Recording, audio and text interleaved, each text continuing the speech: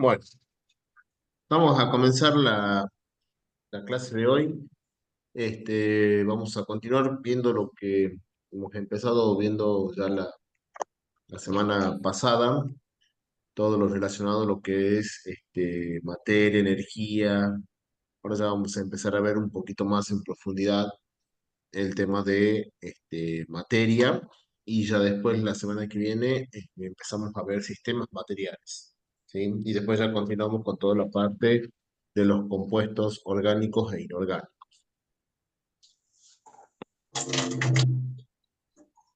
A ver si ahí está.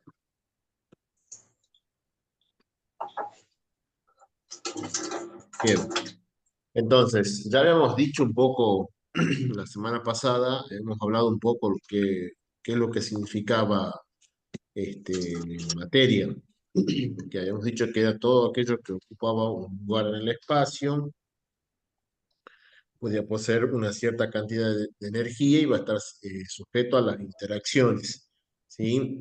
Y que, bueno, todos estos cambios y todas estas interacciones pueden llegar a ser medidos mediante algunos instrumentos, ¿está bien? Entonces, todo lo que nos está rodeando a nosotros es materia, el aire que nos rodea a nosotros, la casa donde estamos está hecho de materia, ¿sí? El aire que respiramos, el vaso de agua que estamos tomando, y todo eso es este, materia. A ver, no sé por qué no se me pasa, ahí está. Bueno, entonces, esto también resumiendo un poco lo que hemos visto, que la materia, bueno, estaba formado principalmente por los átomos que habíamos visto, ¿se acuerdan la semana pasada que hemos visto en la clase presencial? Habíamos visto un poco lo que eran los átomos, cómo estaban constituidos los átomos. También habíamos nombrado un poco que en la actualidad y hasta el momento, digamos, hay 118 tipos de átomos distintos, que las moléculas, o mejor dicho, que estos átomos cuando empezaban a interactuar, podían formar lo que nosotros llamábamos moléculas, ¿sí? Entonces, por ejemplo, dos átomos de oxígenos, cuando interactuaban por medio de enlaces químicos, se unían y formaban una molécula de oxígeno, ¿sí? Este, pero hacete lo más largo, está muy ceñido. Bueno, también habíamos visto que los átomos o distintos tipos de átomos podían interaccionar, no hace falta que sean siempre iguales, así como en el caso del oxígeno, sino que átomos que sean completamente distintos pueden formar también otras sustancias. Hemos visto, por ejemplo, el caso del agua, que en el caso del agua se unían dos átomos de hidrógeno con uno de oxígeno y se formaba así la molécula de agua. ¿Está bien? Entonces, a su vez, estas moléculas pueden empezar a combinarse entre sí y van a generar otros tipos de sustancias. Por ejemplo, si una molécula de agua se interaccionaba con otra molécula de agua, iban a formar lo que llamamos las sustancias puras, ¿sí? Entonces, si yo tengo un vaso de agua destilada, o sea, un agua donde no tengo ningún tipo de sal, ningún tipo este, eh, de otra sustancia mezclada ahí, yo voy a tener una sustancia pura, que está solamente formada por moléculas de agua. Esas moléculas, ¿se acuerdan que la semana pasada hemos visto que estaban interaccionando por medio de los puentes hidrógenos, que no eran un tipo de unión, como habíamos visto que estaban las uniones covalentes y las iónicas, sino que estaban más bien por un tipo de atracción, ¿sí?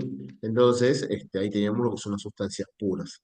Pero, ¿sí? Cuando se empiezan a combinar moléculas distintas, ¿sí? Va a empezar a aparecer otro tipo de sustancias, ¿sí? Como por ejemplo si se une el carbono con el agua, forman los famosos hidratos de carbono que son las azúcares. Puede aparecer la sal, ¿sí? O el mismo aire que nosotros respiramos no está formado solamente por oxígeno, sino que todo lo contrario, tiene más nitrógeno que oxígeno, pero también hay vapor de agua y muchos otros gases, como por ejemplo también el dióxido de carbono, ¿sí? Entonces, y a su vez estos se pueden seguir mezclando formando, bueno, justamente otros compuestos que se van a llamar, nosotros lo vamos a llamar mezcla, ¿sí? Así que todo esto ya lo vamos a ir viendo a lo largo de la materia. Entonces acá teníamos los átomos, que empiezan a unirse para formar moléculas, después forman compuestos y ya después tenemos una mezcla aquí como lo tenemos el aire, ¿sí? Que nosotros respiramos. Bueno, los primeros, digamos, el primer intento, digamos, de dar un orden, ¿sí? A todos los átomos que se conocen, fue hecho bueno, en 1869. Obviamente hubo años atrás muchas otras formas de querer acomodar o encontrar algún patrón para acomodar bueno, justamente los distintos átomos que nosotros conocemos. Y el primero que lo ha logrado, o por lo menos hasta donde se sabe que es el primero que lo ha logrado, es un ruso, ¿sí? Que se llamaba Dmitry Mendeleev. Y esta persona en ese momento no conocía todos los átomos que nosotros conocemos hoy en día. Había mucho menos átomos en el tiempo, digamos, mucho menos átomos se conocían en ese tiempo. Entonces él empezó a acomodar estos átomos en esto que se llama la tabla periódica. Esta es la primera tabla que él ha armado y se mantiene, digamos, bastante bien, digamos, bastante eh, coherente, digamos, con las tablas actuales, solamente que, bueno, se fueron encontrando nuevos elementos y esta tabla lo que ha permitido un poco es predecir qué elementos faltarían en este ordenamiento para que, bueno, quede mucho más completa, ¿sí? Entonces, acá tenemos una tabla actual. No sé si les recuerdan seguramente del secundario, habrán visto esto que está acá, que es una tabla periódica, donde ustedes van a ver que, bueno, hay una serie de filas horizontales, que son siete. Esta que está acá comienza con el hidrógeno y el helio en la primera, la segunda que empieza con el litio y termina con el neón, la tercera empieza con el sodio y termina con el argón. Bueno, esas son este, las filas, ¿sí? Y después también tienen o están ordenadas en columnas, ¿sí? Que son 18 columnas que obviamente empieza acá con el hidrógeno en la primera, la segunda con el berilo, la tercera con el escandio y acá la última empieza con el helio, la penúltima con el flúor, ¿sí? Acá ya tenemos una que empieza con el oxígeno, nitrógeno, carbono, oro, ¿sí? Y acá en el medio tenemos una gran cantidad de metales. Entonces, fíjense también que eh, los numeritos estos que están acá, que se llaman números atómicos, que son los números que nos indican la cantidad de protones y electrones que tiene un átomo neutro, están ordenados siguiendo bueno, justamente esta numeración. Fíjense, acá empieza con el hidrógeno, que tiene un protón y un electrón, sí, un protón y un electrón, seguido por el helio, que es el que tiene dos protones y dos electrones. Después sigue el litio, que tiene tres, ¿ven? Acá dice el número tres, tiene tres protones, tres electrones. El berilo, que tiene cuatro protones, cuatro electrones. Acá podemos ver el carbono, tiene seis, el nitrógeno tiene siete, el oxígeno tiene ocho, el flúor tiene nueve y el neón tiene 10, ¿sí? Entonces, este, mm, toda esta última columna son los que se llaman gases nobles. Y se llaman así porque todos estos elementos químicos tienen los electrones estables, digamos. Recuerden eso de que hablábamos de la ley del octeto en las uniones químicas, en las iónicas y en las covalentes, que en la capa más externa tienen que tener, digamos, los ocho electrones. El que no cumple eso, bueno, es el helio, que es el único que tiene dos, pero es que porque justamente la capa más interna, digamos, de electrones que puede tener un átomo eran solamente los dos electrones, pero los otros ya tienen 10, ¿sí? Tienen dos, fíjense acá el neón tiene dos en la primera, pero los otros ocho están en la última, ¿sí? Lo mismo va a pasar con el argón, ¿sí? ¿Cómo dijo que se llaman los que tienen los electrones estables? Ah, no, eso es lo que habíamos visto la semana pasada. ¿no? Las redes lo detecto. Y todos estos átomos que están acá, ¿sí? Todos estos elementos, mejor dicho, se llaman gases nobles. Son gases que no reaccionan, de ahí viene el nombre. Porque esto ya no les hace falta interaccionar para buscar un electrón, digamos, entonces son gases nobles, no reaccionan con nada. En cambio, estos que están acá a la par, ¿sí? Que es el flúor, el cloro, el bromo, yodo, astato y teneso, no me acuerdo todos tampoco, son los más reactivos, ¿sí? Nosotros habíamos visto, por ejemplo, en bases, ¿se acuerdan que en el sistema digestivo el estómago producía ácido clorhídrico? Que es un ácido extremadamente corrosivo. Fíjese en esto que está acá, es una cosa extremadamente reactiva porque destruye la comida. También existe el ácido fluorhídrico, que son extremadamente corrosivos. Entonces, estos que están acá, por ejemplo, no reaccionan con nada, y esto que está acá, sí, bueno, son elementos que son muy reactivos. El oxígeno también. El oxígeno causa la oxidación de las cosas, ¿sí? Del hierro, de la comida. Entonces, ahí podemos ver que, bueno, justamente estos son los menos reactivos y acá van perdiendo como su nivel de reactividad. Y eso tiene su lógica, porque, por ejemplo, el cloro, el flúor y el cloro, cuando realizan sus enlaces, quitan un electrón de los elementos que tienen solamente un electrón, ¿sí? En el caso de los enlaces iónicos. Entonces así se forma cuando se une el hidrógeno y el cloro en el ácido clorhídrico, ¿sí? O el hidrógeno y el flúor en el ácido fluorhídrico, ¿está bien? Entonces, ahí el flúor, al tener un electrón más, va a tener como 10 electrones, digamos, en su última capa y va a tener una configuración estable como la del neón. Ahí se puede fijar que el flúor tiene 9, ¿sí? Y bueno, entonces todos estos números, estas filas y estas columnas van ordenando a los distintos elementos, bueno, justamente por sus características, ¿sí? Y justamente van en orden creciente con sus números atómicos. ¿Bien? Entonces, la disposición de cada uno de estos elementos acá en la tabla no es azarosa ni por su época, en la época en la que fue encontrado, ¿sí? Sino que es, bueno, justamente respetando ciertas propiedades que van teniendo cada uno de estos elementos. Entonces, acá tenemos algunos metales, que acá para ver que dicen metales alcalinos, metales alcalinos térreos, y acá habíamos visto los halógenos, que son los más reactivos, ¿ven?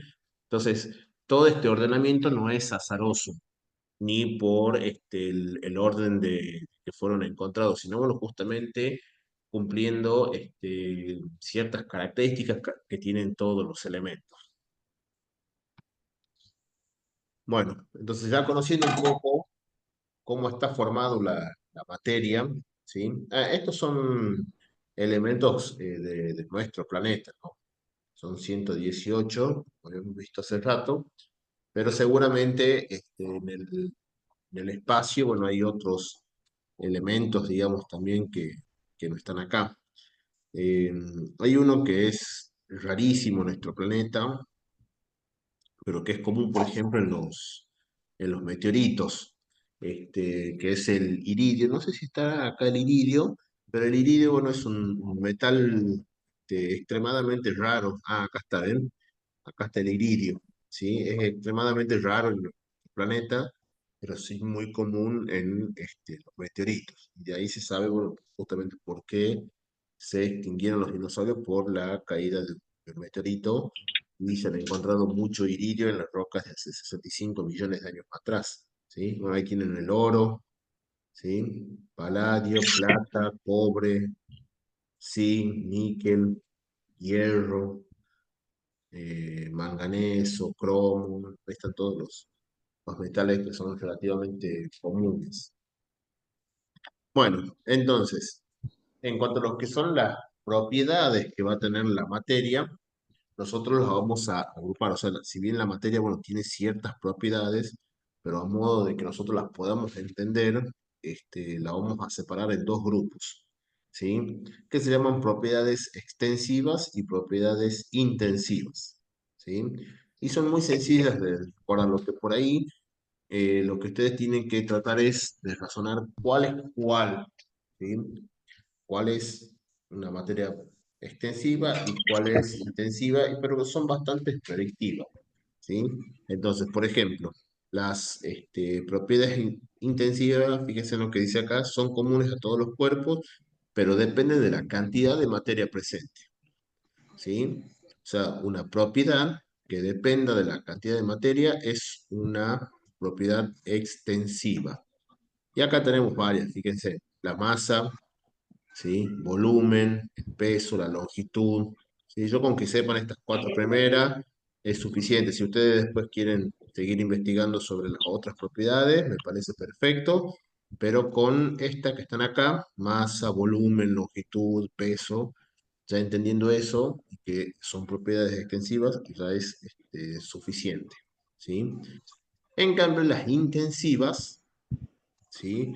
No dependen de la cantidad de materia. O sea que va a ser lo mismo si yo tengo, acá tenemos las propiedades intensivas, la densidad, la dureza, la solubilidad, viscosidad, punto de fusión, punto de ebullición. O sea, si yo tengo un gramo de hierro, ¿sí? O un kilo de hierro, no va a variar esta propiedad, ¿sí? Van a tener la misma densidad, pero no es lo mismo tener, si estamos hablando de propiedades extensivas, no es lo mismo tener un gramo de hierro que un kilo de hierro, ¿sí? Obviamente el kilo de hierro tiene mucha más cantidad de masa, pero la densidad va a ser la misma, ¿sí? ¿Se entiende ese concepto? Sí, profe. Sí, profe. Bien. Bueno, entonces, propiedades extensivas dependen de la cantidad de materia. Entonces, tenemos el primero, la masa, pero no es la masa esta que están viendo acá, ¿sí? Entonces, la masa es una magnitud que se va a expresar, digamos, nos va a permitir expresar la cantidad de materia que va a tener un cuerpo, ¿sí? Y bueno, va a tener obviamente su unidad, ¿sí? ¿Cuál será la unidad de medida de la masa? ¿En qué se medirá la masa? ¿En kilos? En kilos, exactamente, en kilos, gramos, ¿sí? Entonces, acá tenemos un poco lo que es esta propiedad, la masa. Entonces, si yo tengo un objeto y le agrego mayor cantidad de moléculas o un poco más de la misma sustancia que de la que estamos hablando, va a aumentar su masa. Entonces, es una propiedad extensiva, ¿sí? Lo mismo va a pasar con el volumen. Esta es una medida, digamos, espacial del cuerpo tridimensional, ¿sí? Porque acá ya vamos a estar hablando de tres dimensiones, el largo, el alto y el ancho, ¿sí? Entonces no es lo mismo hablar de un cuarto de un líquido, cuarto de litro de un líquido, que un litro del mismo líquido. O sea, tienen distintas propiedades esas cosas, ¿sí? Entonces, el volumen es una propiedad extensiva, ¿sí? Esta también, bueno, es bastante predecible, que es la longitud, ¿sí? Esto, bueno, esto nos podemos imaginar básicamente como un palito, ¿sí? Si yo tengo cierta cantidad de materia, ¿sí? Y que, digamos, de cierta cantidad de moléculas que me van a estar formando, digamos, básicamente un palito, ¿sí? Y ese palito va a tener una determinada longitud, puede ser 10 centímetros, ¿sí? Pero si yo le agrego mayor cantidad de masa, o sea, le agrego más cantidad de materia y la ordeno, digamos, de la forma que está, obviamente va a tener una mayor distancia, una mayor longitud, ¿sí? Entonces, como yo estoy hablando acá de que depende, digamos, de la cantidad de materia, la longitud es una propiedad, extensiva, ¿sí?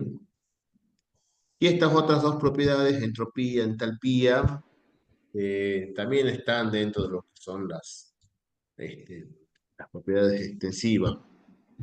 Pero bueno, como les repito, con que ustedes me sepan esto, masa, volumen y longitud, estos ejemplos como propiedades extensivas es suficiente. En el caso de la entropía, bueno, acá ya nos estamos metiendo en un terreno un poquito más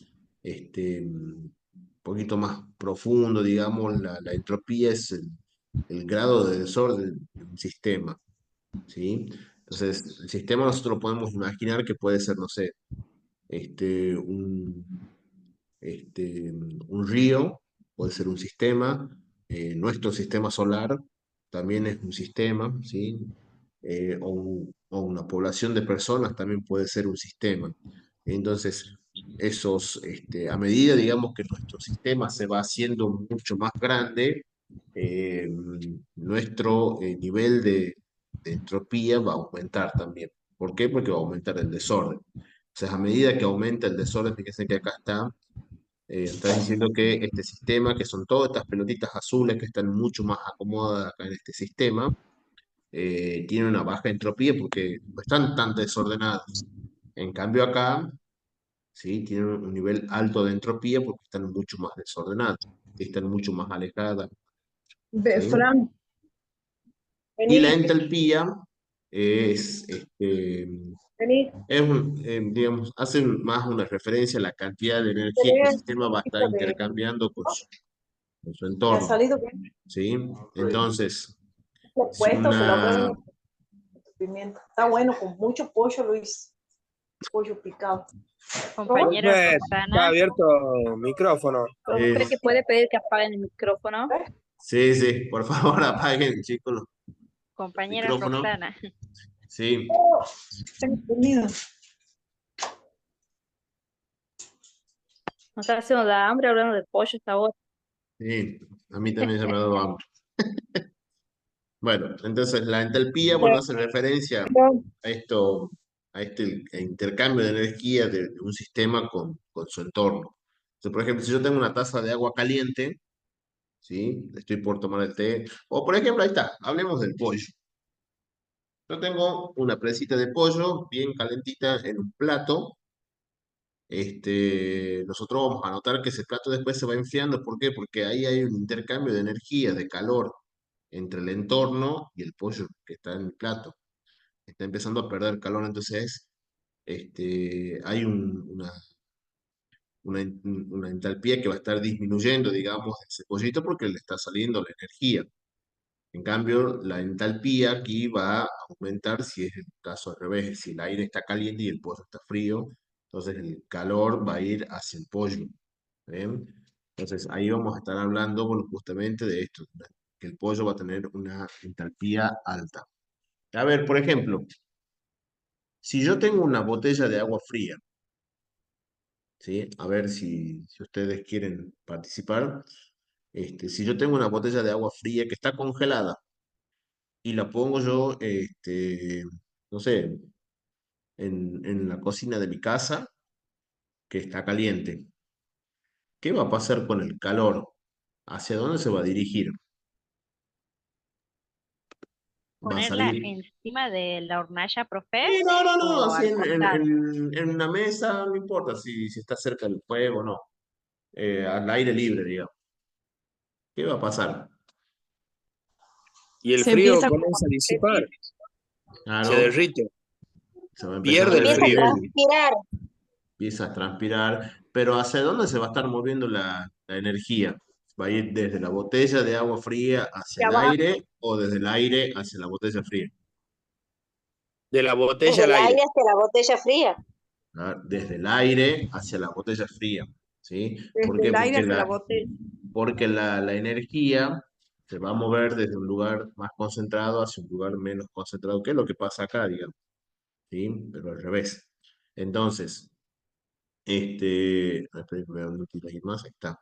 Entonces, va a haber una entalpía, va a aumentar, digamos, de la botella porque es la que va a estar recibiendo el calor del aire. Entonces, va a cambiar de estado de hielo al estado de agua, ¿sí? Bueno, otra propiedad, bueno, acá tenemos también las propiedades perdón, las propiedades extensivas, ¿sí? Tenemos resistencia eléctrica, carga eléctrica. Bueno, la resistencia eléctrica es la propiedad que tienen los cuerpos para impedir flujo de la corriente de un circuito. Bueno, eso no va a hacer falta. Ya les he dicho yo de las propiedades extensivas, cuáles son las que más me importan. Bueno, y de las intensivas, ¿qué pasaba con las intensivas? Que no dependían de la cantidad de cuerpo, de la cantidad de materia, ¿sí? O sea que un cuerpo que esté formado por 1 gramo o kilogramo, ¿sí? De cierta sustancia van a mantener siempre lo mismo, la misma propiedad. Entonces acá tenemos, por ejemplo, la densidad, ¿sí? La densidad se mide como la cantidad de materia expresa, digamos, que hay en un cuerpo dividida en su volumen, ¿sí?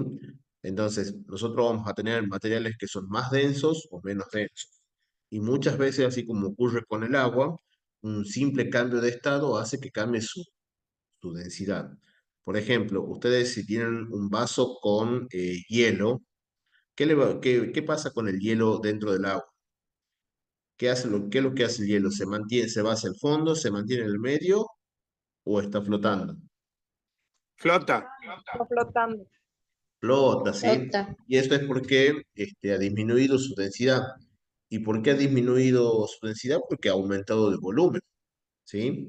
Acá tenemos, miren, distintas sustancias con distintas densidades. Entonces, las sustancias que son más densas tienden a ir hacia el fondo. Entonces, acá tenemos, por ejemplo, miel, leche, agua y aceite. El aceite flota sobre el agua porque tiene una menor densidad, o sea, tiene más volumen que masa. En cambio, esta que está acá, que está en el fondo, que sería la miel, tiene mucho más masa que volumen. ¿Está bien?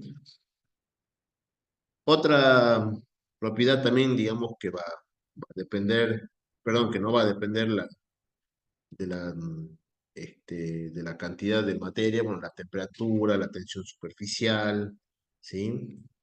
Uy, perdón.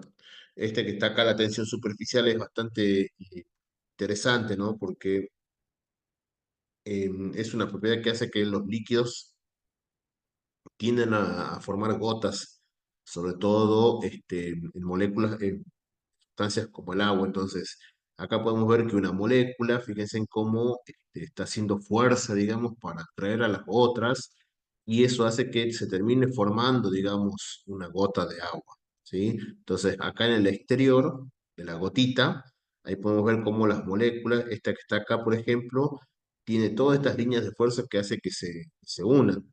Y acá tenemos una que está en el interior de la gota, digamos, no en la superficie. Fíjense en cómo hace que se unan. Entonces, todas estas fuerzas hacen que se pueda formar una gota de agua y no un chorro de agua si que yo lo quiero tirar, digamos. ¿Sí? Eh, Temperatura de fusión, ¿sí? La temperatura a la cual un cuerpo pasa de un estado sólido a líquido. Temperatura de ebullición, la temperatura a la cual un cuerpo pasa del estado líquido al gaseoso. No va a depender eso de la cantidad de materia, ¿sí? Por ejemplo, el agua, ¿a qué temperatura se evapora el agua? ¿Alguien sabe?